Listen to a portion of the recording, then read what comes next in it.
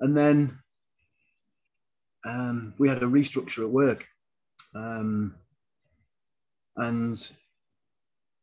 during the restructure at work, it didn't work out. It didn't pan out very well for me. And I got a new line manager for the first time in, I don't know, exactly 15 years or something.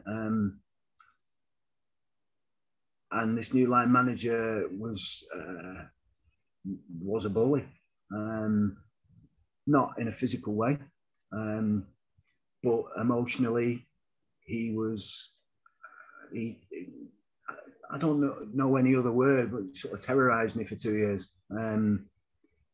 He, you know, you get to an age where you've got a lot of life experience. I'd never come across this, and I'd never thought that was in the organization that I worked for. And I approached my boss and told my boss what was going on, which was difficult, very difficult for me to do. That was my main boss, if you will. So if you will, I'm here, my main boss is here, and this guy is the one in between us. So I've gone to the top man and told him, and he basically said, well, you know, if you want to make a formal complaint, you need to put it in writing. And from that day, I knew that if I put it in writing, it would make life very difficult at work, even more difficult than it was. And for anybody who's ever gone through a period of emotional harassment, if you will, and picking on you and embarrassing you in a workplace, when you've been in a senior role and you've been there for 30 years and it's pretty much your life, it was very difficult to cope with, in the fact that I didn't know what to do. But in the end, I had no choice. And I'd gone as far as I could possibly go. I'd waited as long as I could possibly wait. I'd done as much as I could possibly do. And I put it in writing.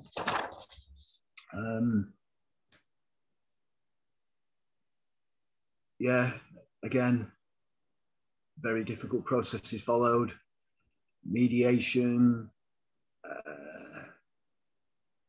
just knowing and having those thoughts about what's going to happen after, what will happen the next time we meet after mediation, what will happen the next time we're alone together, what will happen the next time I'm in a meeting. Is he going to cut me down again? Is he going to embarrass me again? Is he going to belittle me again?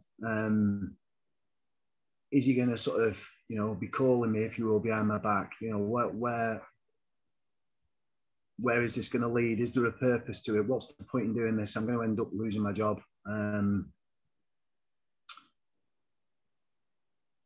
Again, you're talking, you know, this period is a couple of years while all this is going on. This is a long time.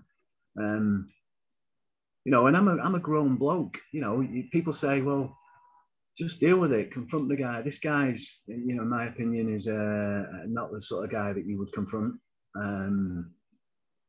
Why do you say that? What was it about him? He's an intimidating person. And there was no, in my opinion, there was no way, unless I had, shall we say, real sort of hardcore evidence of something, he was going to get dismissed. So he was going to remain my line manager, and it would make life even more awkward.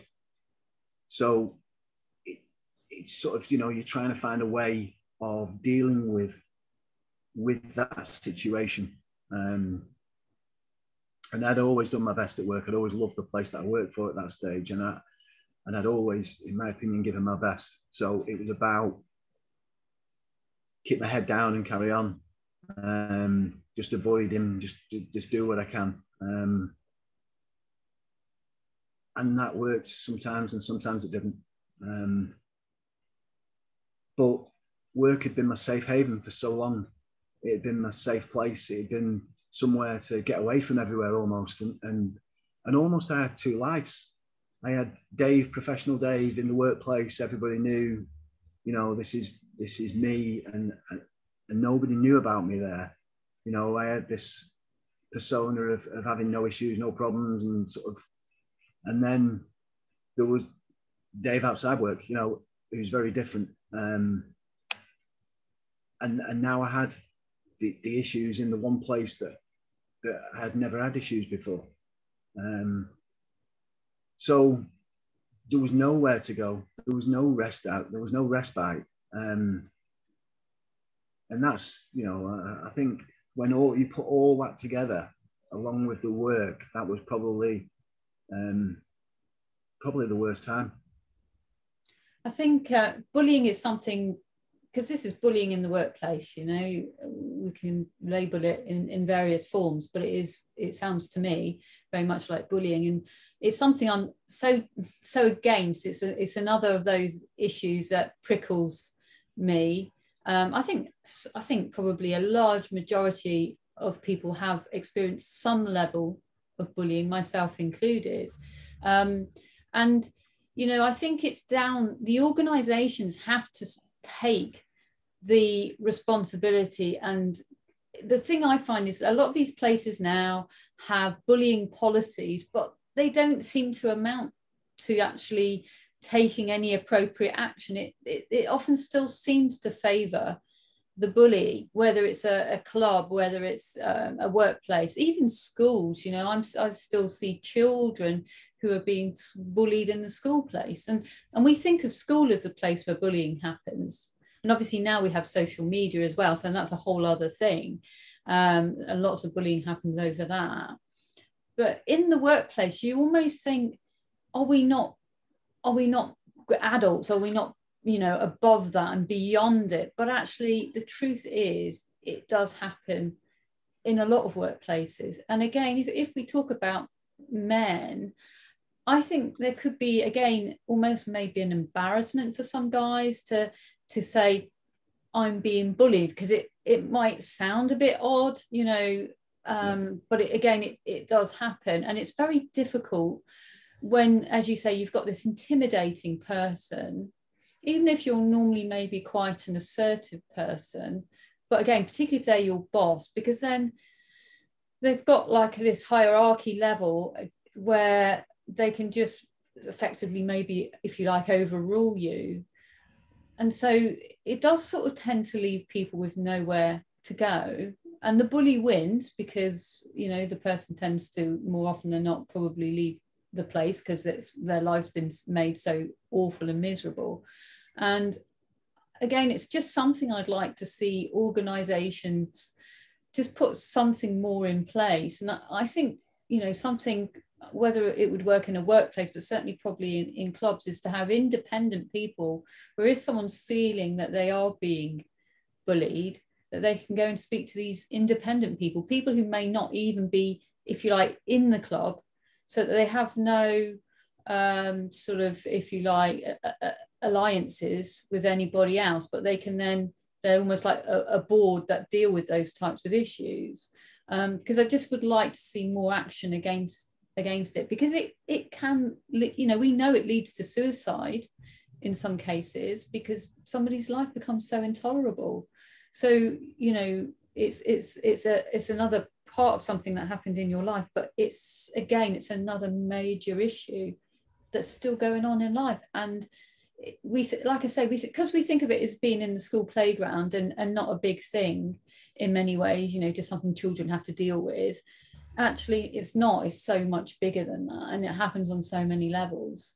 So, you know, I'd like to see us, again, more talking about it. And it's good that you've raised this, because guys get bullied, you know, in one form or another in various workplaces. And, you know, they need to have somewhere where they can go and feel safe and know that they're going to be heard and that action will be taken. I think, again, we're so far away from that. It's another area where a lot needs to be done. Yeah, I think as a bloke, I was fully aware how it sounds. And I'm also fully aware from being, if you will, a boss just under him, that you know, you look at, when somebody comes to you and reports to you, you look at something and have you seen anything? Are you aware of anything? you talk about the characters, you think about the individuals involved, you maybe do an investigation into it, you look at these things, but there are, dare I say it, some people that it's 6 of one, half dozen of the other, and maybe sometimes people just need to bang their heads together almost and sort of say, look, just have a chat with each other and get over this. And some things aren't maybe as big as they need to be, and things could be dealt with at a very early stage. And I reported this quite early stage, got nowhere, reported it again, didn't really get anywhere, and then made it official. And that period took there was a long period in between those reporting, because I didn't officially want to do it officially in the end. But when it's your line manager, when it's the second in charge of a huge organization, when that person's very established in the organization as well,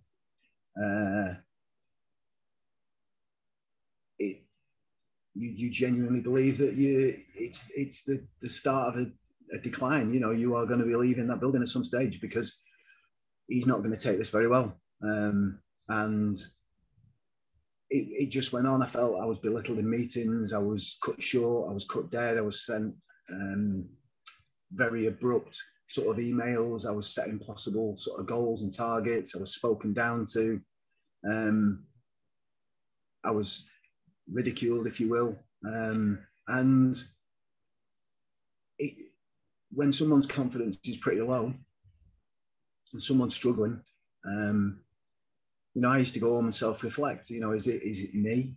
Am I doing something wrong? Am I because of the way that I am at the moment, and because of the last few years of my life, am I not doing my job the best I should be? And you sort of start to blame yourself a little bit, and it just couldn't have been further from the truth. So yeah, that's going. I think a bully can pick up on that lack of self-confidence and self-esteem. I think that they just pick up on it, and they know who they can get away with that behavior. I remember, quick story. My sister was born with a cleft lip and palate, a bad one, and you're talking 54 years ago. So this was before medical intervention was as good as it is now. So, badly sort of scarred and what have you. And she was terribly bullied, and the bullies from her school used to wait for me as well. And I would have been probably about 10 years old at that point. So I remember when I moved to sort of senior school, and if you like, the year bully thought, there's a good target, started to sort of pick on me. I knew that I was going to have 5 years. I remember thinking this, I'm going to have 5 years of hell if I don't stand up to her. And so I did. I just stood up to her. I just pretended she didn't bother me. And it worked. And then I ended up defending my friends and to this bully, because I actually sort of built this almost fake coat of armor that I still have today. That's why I say that I'm sort of, tough exterior, quite soft on the inside, really, once you break through the exterior. I was able to do that, something in me, my survival mechanisms were able to do that, but not everybody can. And bullying is the heart of so many people's problems. It's where a lot of them begin. My work is very much with the subconscious mind. And very often when we're looking at an issue of self-confidence, of anxiety, or any of these types of issues, so often it will go back to a period of bullying or a bullying incident, So it's fundamental to somebody's life. It doesn't just affect people in that one period that they're being bullied. It can affect your future. And, and it does that for so many people. And I do think that bullies can, again, I think it's probably a bit of an energetic stroke subconscious thing, where they can just dial in that you're lacking a bit of self-confidence, self-worth, self-esteem. And once they know that they can do it, they do it all the more. They get away with it that once, and then in their mind, they've got the upper hand and they're off, But it's all very well. I can say to people, stand up to them, but I know it's not that easy. I know you have to work on your confidence. You have to work on your self-belief, your self-esteem. And then grow those tools, which you can do to learn to stand up for yourself. I think, I've been kicked around a football pitch for sort of 30 years. I've got no absolute physical issues at all. I say the guy's intimidating. He certainly was. But what I mean is, it wasn't that I ever felt physically threatened in any way, shape, or form, or that I was scared necessarily of a massive confrontation. What my issue was which is within the workplace, is sort of sometimes I think different to maybe outside the workplace, is I genuinely didn't, there was nowhere to take it to. Yeah. And he, trust me, the confrontation would make no difference. I wasn't the first person to be bullied by that person at all. And everybody else just leaves. It was a situation where there was no end product, is the way I could see it. Confronting him was not going to be the answer.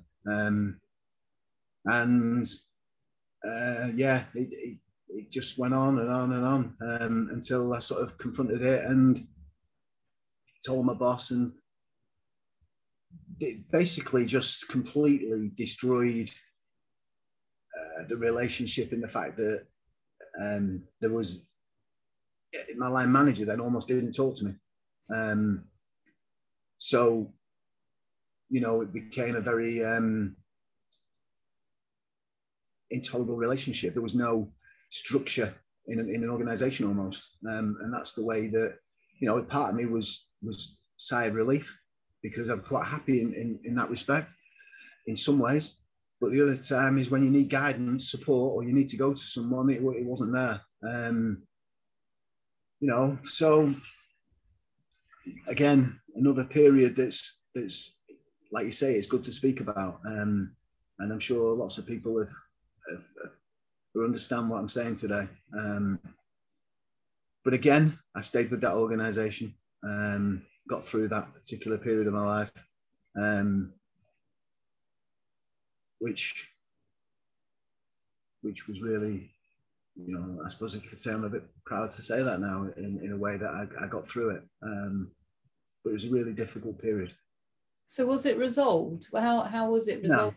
No. Well, I suppose in the end, resolved wise, is coming to a stage in the near future, another year or two down the line, where both of us were made redundant. But I'll come to that in a minute.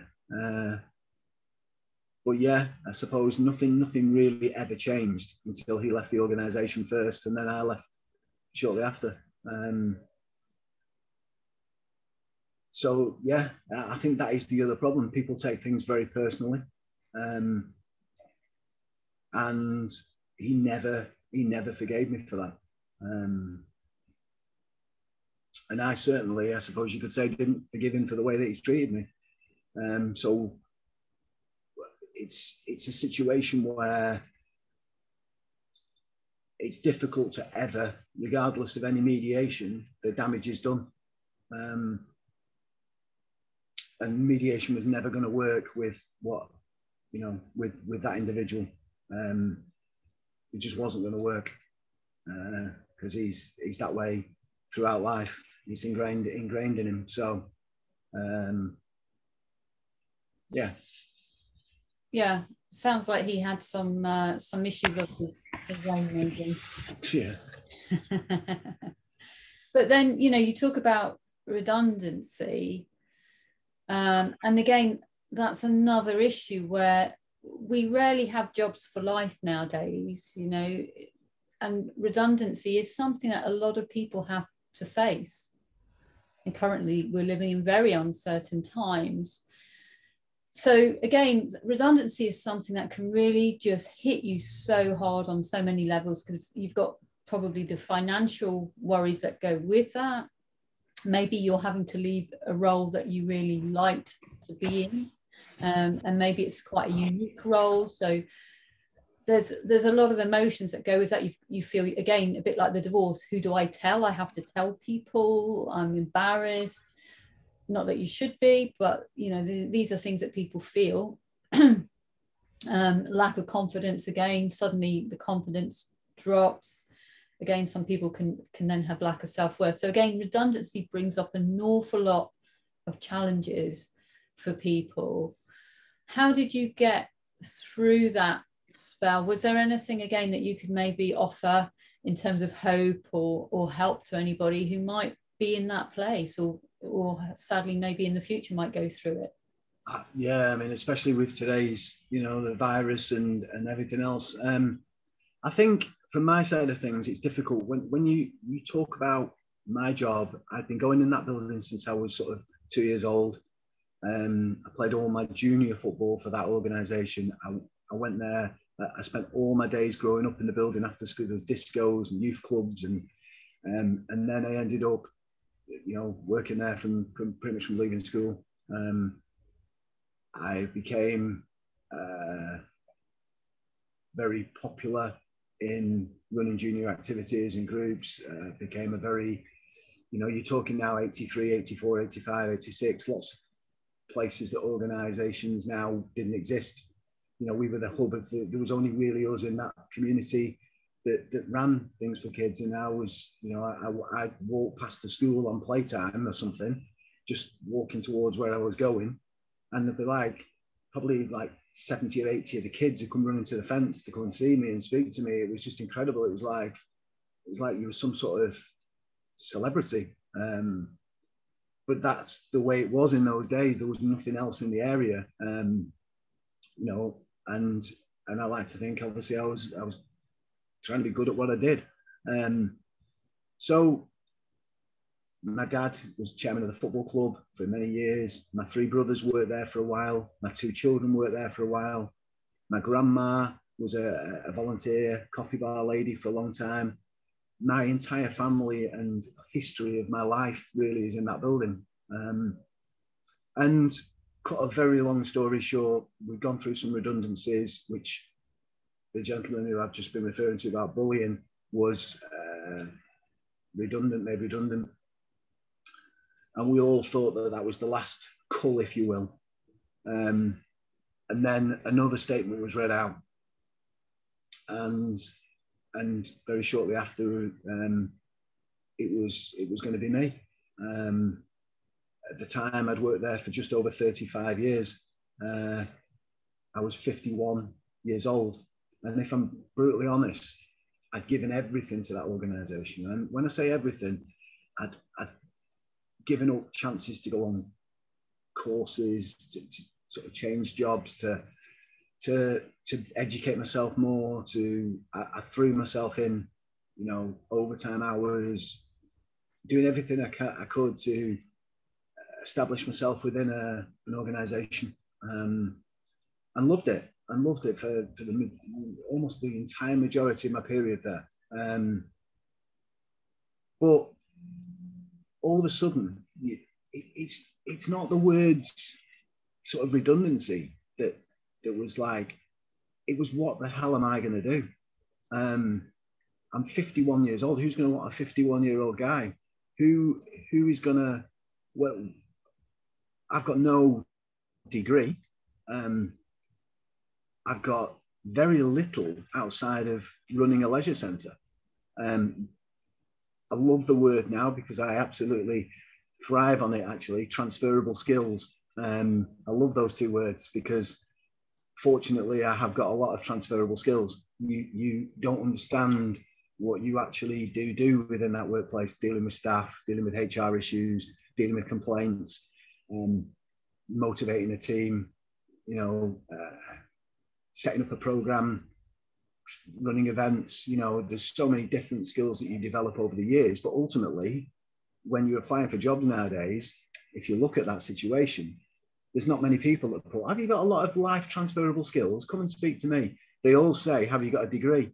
You know, and if you haven't got a degree, then you're useless in relation to many jobs. And it just couldn't be further from the truth. And I'm a big advocate in going through the workplace. and rising, you know, the good old days of making your way through a company. What's wrong with that? And I'm a big advocate that, you know, I know some really, really, you know, I'm going to say it. I'm definitely going to say it because that's the way I am. But I know some very stupid people who've got degrees. I know very, very, in fact, most of the people that used to come to me for, and we used to employ for the summer while they were taking degrees or something like that, were nowhere near the other staff that I had on the shop floor that had been with me since they were 17, 18 for common sense and initiative. You know, a degree is not everything. But at the same time, do I wish I'd got a degree now? Or do I wish I'd, yeah, I probably do, because unfortunately it helps in life. And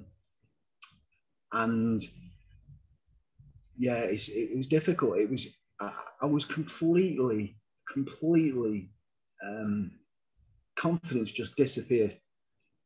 And I just thought to myself, you know, I'd made a decision subconsciously to look at counselling, and to be, after what I'd gone through and the life experience that I was now having, and I always felt that I could listen to people and be I was quite a supportive type of person anyway, and I've always had compassion and I'm sort of honest and I care.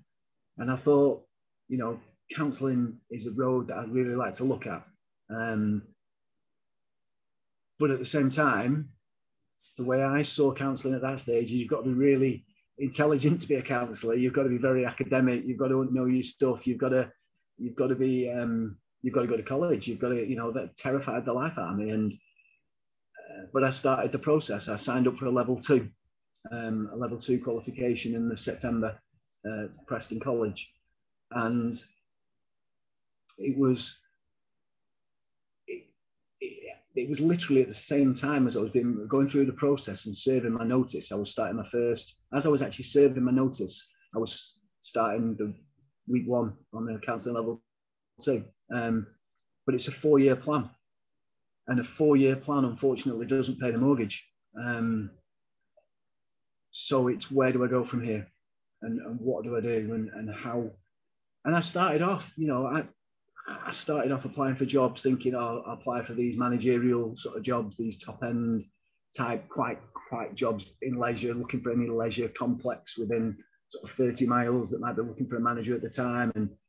And then just generally looking for any other sort of organizational jobs that I could maybe get to. Within 4 weeks, I was applying for anything. And that heartache that people, especially now I see it on the telly, you know, they've been applying for work, they can't find work. I did that for a very, very short period of time. It is so heartbreaking. It's so depressing when you know, a lot of them now don't just want your CV attached. They're the easy ones. You know, just attach your CV and apply for this job. That's easy. Anybody can be sort of doing that. But a lot of them, there's masses of information required. They want lots and lots of information about what you did in your last workplace, how you meet the job criteria, how you do this, how you do it. And you spend an hour and a half, even longer, filling a job application form in. And they don't even reply. You don't, you know, and that's, it sounds fine for everybody who's in a profession, everybody who's working, everybody who's never been in that situation. You know, well, just get on, pick yourself up, just, you do that day after day after day after day, and eventually you're fed up and you're disheartened and your confidence goes even worse. And, you know, I was very fortunate. I had a 3-month, if you will, 3 months gardening leave, full pay from, and some redundancy money, although it was statutory redundancy, which I'll be honest with you, is almost embarrassing after 35 years. It's so poor after giving your life to an organisation. And I got not a penny more than statutory redundancy. So I made a promise, if you will, to my wife that I will find work before the end of the 12 weeks. And about 7 or 8 weeks in, I still haven't got a job. And then 2 people who I know who both worked with me at my old workplace, who moved on to another organisation, contacted me sort of out of the blue and said, look, we've got this job. We think you're a good fit, but you need to still come through an interview process. But you'd be helping people one-to-one, looking at adults with many different barriers, getting back into work or education or training. And it was completely different to me because I'd over the last 10 years, maybe in my workplace in particular, I'd really been in an office stuck away at the back of a building, dealing with staff. So I was dealing with managers, I was dealing with supervisors, day-to-day issues, but most of the correspondence and the talking was with staff. And if I was going to become a counsellor, I wanted to get back on the shop floor, so to speak, to meet real people, to meet people with issues and problems, and also learn how to build a relationship again with an individual with maybe some mental health issues, and the people that the job centres refer into us, who are looking for this support and this help. To come on our project, you have to have some barriers. You can't just be unemployed for a week and then come onto our project. You have to be unemployed for a period of time. You have to have some issues. Maybe you know IT skills. Maybe you've come out of prison. Maybe you've got convictions. Maybe you've been an addict. Maybe you've got mental health issues. Maybe you've got no fixed abode. You know, and it scared the life out of me. You know, this is a guy that's never really frequented people like that at all. You know, I'd never been in that situation. But I almost accepted the job thinking I'll be here for a few months. It's the best thing I've ever done. And it's incredible how things work, because I now meet people that have got exactly all the problems that I've just said. Lots of them have got convictions. I don't think I'd ever met anybody with a conviction. You know,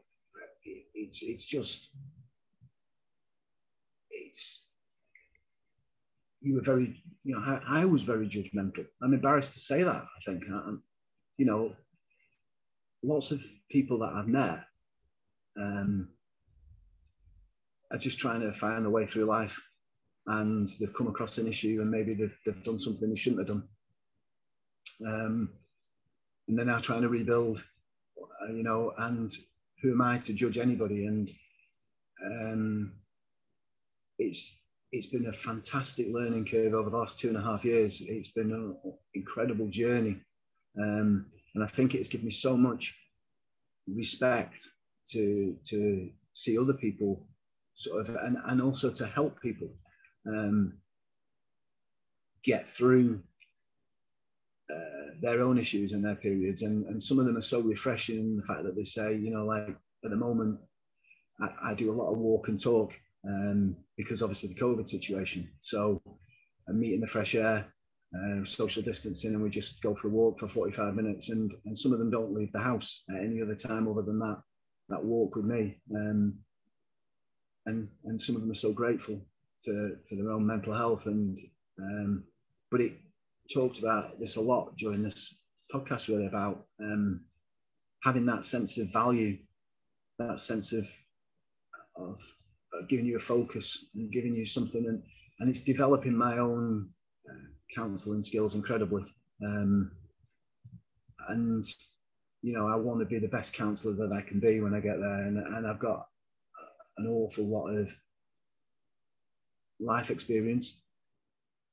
I've also got an awful lot of compassion and care and empathy and understanding. I'm certainly not judgmental anymore. I'm very real. I'm very congruent. I'm very open. And I think that, you know, this is from out of a period of darkness came a light, really. It was a massive, you know, pay cut. I am not on the same salary that I was earning in my last organisation. And money is important, you know, that I can't get away from that fact. You know, it is difficult to cope sometimes. You know, you pay the bills, and then what I class as my play money, my you know, your extras, shall we say, is a lot less. But you know, I have to see it as a blessing. I've got a job, I pay the mortgage, I contribute to everything within the house that Theresa and myself live in, and I've got a plan. And I think having a plan is important. Having something to motivate yourself for, having something to work towards, having something to aspire to, and I think what's really important is I was sort of 51 when I started this journey. You know, people sometimes I see on social media, you know, I'm 35, am I too old to go to college? You know, people almost like, I'm 35, you know, should I go back to university or whatever? And I think, well, you know, I was 51 and scared, and genuinely scared to go in a classroom. That first day, you know, and bear in mind, you're talking to someone who didn't like school. You know, it was not easy. But mental health to me is about, nobody's gonna deal with your mental health fully except you. You have to take some responsibility yourself. You know, you can't just rely on others. And I can assure you, I'm not downplaying this. I'm not saying that you know, it's been an easy ride. It's been incredibly difficult, and I still have difficulties. You know, I still have dark days. I've still got very, very difficult relationships with my children. I've still got lots of regrets. I've lost my dad during that period as well, which we've not spoke about. My dad, who was the person who ultimately, in the way with his evidence, helped me put Barry Bennell away. I had to break his heart and disclose to him. He found out by police knocking on his door. That's how he actually found out, because police told me that I couldn't tell my dad. They wanted to hit him cold because they didn't want me to put words in his mouth. So I had to have a difficult conversation with my dad that evening. And then on his deathbed, 6 months after Bennell was convicted, he's apologising to me. You know, that was in amongst all that period as well. So, you know, well, I suppose how have I got here is the ultimate sort of thing. And I've mentioned a few things along the way, but I think it's trying to tackle things head on,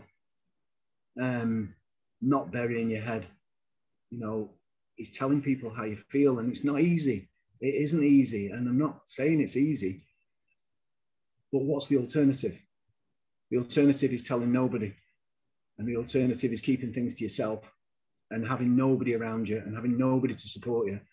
And that to me isn't the best way forward. You know, when you've got debt issues, you need to talk to somebody. And if you can't talk to somebody close, talk to the citizen's advice. Go and talk to someone who's an expert in these matters. If you don't necessarily have to open up to somebody who knows you. Go and talk to somebody who doesn't know you, but get some advice. You know, if you've got issues lining up, then try and tackle them one at a time. Try and, you know, look at them and address them. And if you've just got one issue, don't put off tomorrow what you can do today, because all it will do is play on your mind. And again, I know that's not easy, but it's true. And if that one thing that day can be done early, do it early in the day. because the earlier you do it in the day, the rest of the day you've got without that worry. So it's sort of, it's addressing it, it's looking at it, it's trying to tackle things there and then. A very good friend of mine once said to me, and it's never left me. He said, "Control the controllables," and you know, from my side of things, it's so true. You can't control the weather, so why are you worrying about it? You can't change the past. You know, you can have your regrets, but you can't change it. You can have, you know, all these concerns and worries, and it's happened. So it's then about how you move forward and how you rebuild and how you look at that. And I speak to people all the time now, all the time. Survivors of abuse who've moved forward, survivors of various different, you know, through my job, convictions, people who've got, you know, they've gone through divorce, they've been on the streets for a while, they've had all sorts. I've dealt with so many different people who are starting to come through periods, and it's not been easy for them at all to do that. But they all say the same to me, you know, that you've got to keep going. And I think you said it almost at the very start. There are times when you can't see the next day. You just got to get through that one day. I'm meeting one guy at the moment, actually, who actually says to me, a good day for him is getting out of bed, and getting out of the house and just taking that step, you know, having a shave, putting some clean clothes on, having a shower, going for a walk. You can feel, you know, people probably sitting there looking at me now thinking, well, you know, it's easy for that guy. I've really had this week probably the worst sleeping week I've had for a long time. I peeled my head off the pillow this morning. I didn't want to get a shower, but I went and got a shower because I knew I was doing this and I wanted to be refreshed. You know, I walk my dog in whatever the weather because my dog deserves a walk. You know, he looks at me and he's those sad eyes and he wants his walk, and you know, you've got to put your foot forward, one step in front of the other.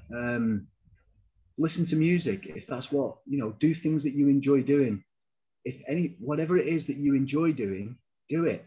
You know, if it's reading, it's reading. If it's that takes you to your sort of happy place, if it's going to see your friends, whatever it is.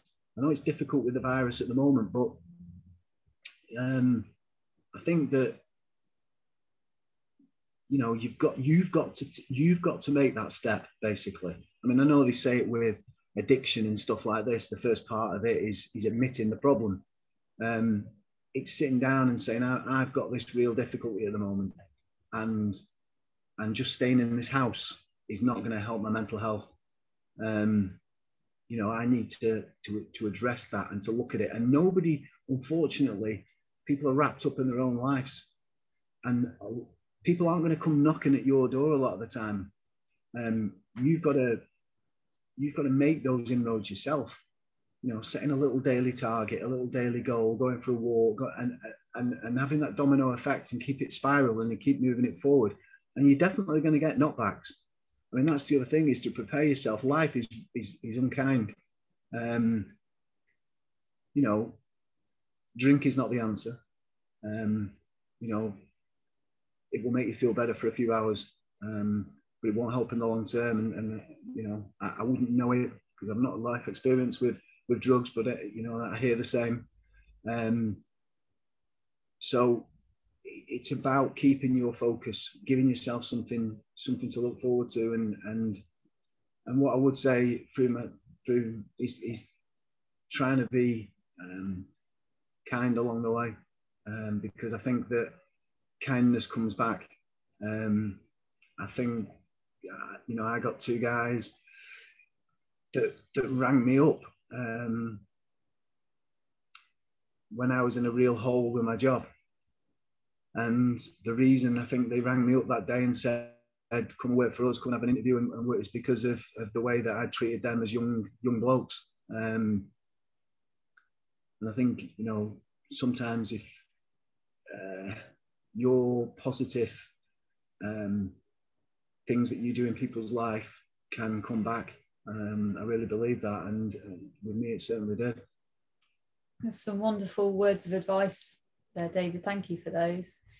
I think absolutely, just to add really to what you've said, is if you're either not feeling good, if you're not sleeping well, if you think you might be depressed, if you're anxious, if your physical health isn't good, if you're addicted to anything, even if you're trying to convince yourself you're not addicted, but deep down you know you are, then there is some sort of underlying issue, some sort of internal conflict, some sort of emotion, something that's not controlled and addressed. And it is about addressing those issues. And I think just touching on what you were saying about, you know, getting up, going for a walk, whatever it is, sometimes it's about just those little steps. So sometimes we can start by taking those baby steps, and then sometimes it's about just diving in a little bit further and taking a bigger, going, you know, into the deep pool maybe. So I think it's different things. And also for anyone who is contemplating therapy, or maybe wasn't contemplating therapy before today but now maybe is it's actually not that scary. You know, you're going to somebody whose role it is to listen to you.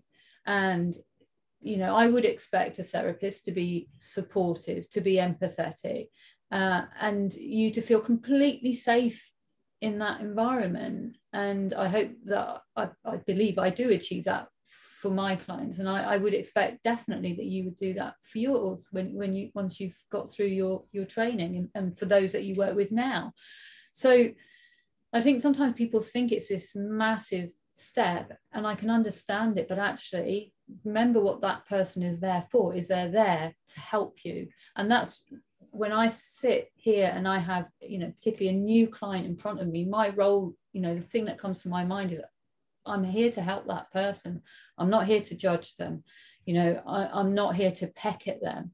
I'm here to hear what they have to say, to understand their life experience or whatever's been going on for them, and to find a pathway that is unique for them in whatever way, using the tools and the knowledge and the skills to help them move through. And I see it as a joint process. They're very much part of that process. It's not someone telling them do this, do that, do whatever. It's them being involved. And then that's more empowering. You know, I really do believe that they begin to understand and learn about themselves so much more when they go into these processes. And that is empowering in itself. And then if they can be, not as they might see it, the problem, but they become the solution as well. And they can step out of that process so much more empowered, so much more knowledgeable, and with more skills to deal with life, whatever it throws at you. And it really is just such a wonderful sort of transition that people can make. And it's just taking, like I say, just maybe jumping into the deep end to do that. But whether someone does it initially, they might pick up a book, or might have, watch a video on YouTube or whatever, or go to a website, and they might do it that way to start with, but there's so many different things that people can do to help with their mental health and well-being, which does definitely impact the physical side of things as well. Definitely. Yeah. Is there anything else that you wanted to say? No, I genuinely believe though that, I'm going into hopefully the counselling role. That's what I want to do, and I'm not going to sit here and underdo the important role of a counsellor because of that. I mean, clearly, but at the same time, you can, as I was in 2013, I was going and ranting for an hour. I was so angry with the justice system. I was so angry with my abuser. I was so angry with where I was and frustrated, and it was a horrible place to be. But I came out after that hour, and although I felt better for offloading, my life was still the same. And I had to change my life and my thought process. nobody else was going to do that for me. And all I would say is, no matter how bad you're feeling at the moment, there is a way through it, and it can be slow and it can be hard, and there'll be a lot of bumps along the way, but you can get back to where you want to be if you've just got that little bit of belief. If you can, if you can feel that you are a good person, it's about getting back to yourself, being comfortable with yourself. And I really feel I've been in some incredibly dark places, and there's been maybe one or two people at certain times that have maybe got me through that. But those one or two people, and then that could be you, that could be you being that one or two person for somebody else. And I think that's really important, is the role that we have to play. People talk about suicide, and the impacts of that are massive. For obviously the individual, but for the people that love that individual and that are left behind. And I, if this talk today helps in any way, shape, or form bring somebody away from that period of their life, then that'd be a good thing. Yeah, and just I think it was interesting just to touch on the fact that the role that you ended up in after the leisure centre, where you're helping these people, and what an amazing fit it is as sort of a precursor to the counselling, is just incredible.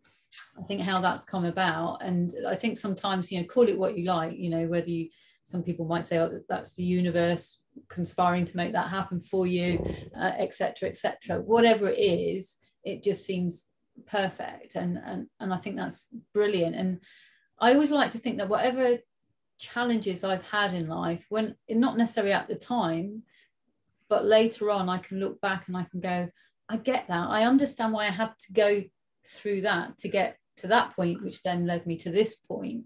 And so sometimes at the time, those situations that you're caught up in feel horrendous, and you'd want an exit button if you could press it sometimes.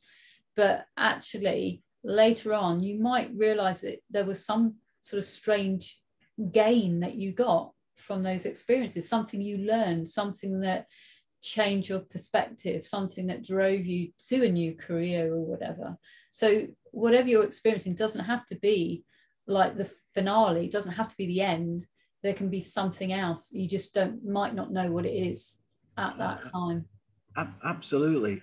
Everything can change the next day. It's waiting for that next day. It's moving forward. It's keeping there. And you'll have days where you don't move, and there's days where you plateau and you feel exactly the same, and that might go on for a long period of time. But in my own case with a job, I'd gone through, I don't know exactly, 4, 5, 6 weeks of nothing. And the next day I just presume will be the same. I'd gone to that stage already where I'll apply for 10 jobs, I won't hear from anybody. And I get a phone call out of the blue. I wasn't expecting that phone call at all. So there's always, I thought the criminal conviction against Bennell had gone. I tried to fight it, and then eventually it changed. The guidance changed. Things happen, and it's having that belief and that, and hanging on in there while you go through this ride, because I believe that you can get through that ride. Yeah. Well, thank you so much for your honesty. And it's clear to see you're a man with high values, and definitely. I don't want to talk about, in a way, men having to be strong, because we do that too much. So, but you clearly are a strong man. But, it's really good to see you sort of flourish and come out, begin to come out the other side, and to see that you have an exciting career ahead of you. And I think anybody that works with you is just going to gain so much. And I really do believe that those life experiences you've had will serve you so well. Yeah. And the compassion and the empathy absolutely will be invaluable to those that you end up working with. So it's been obviously another wonderful podcast. I'm so grateful that you've agreed to do this, as I said, because so often it is really hard. It's hard to get anybody to open up in a public forum and talk about these issues. And you know, it's just so great that you've agreed to do that. So I am very grateful for you for that, and I do wish you every success. I have total faith you're going to be absolutely a brilliant counsellor, and that a very bright future from now on. Thanks, Dan. So take good care of yourself. I will do. Thank you.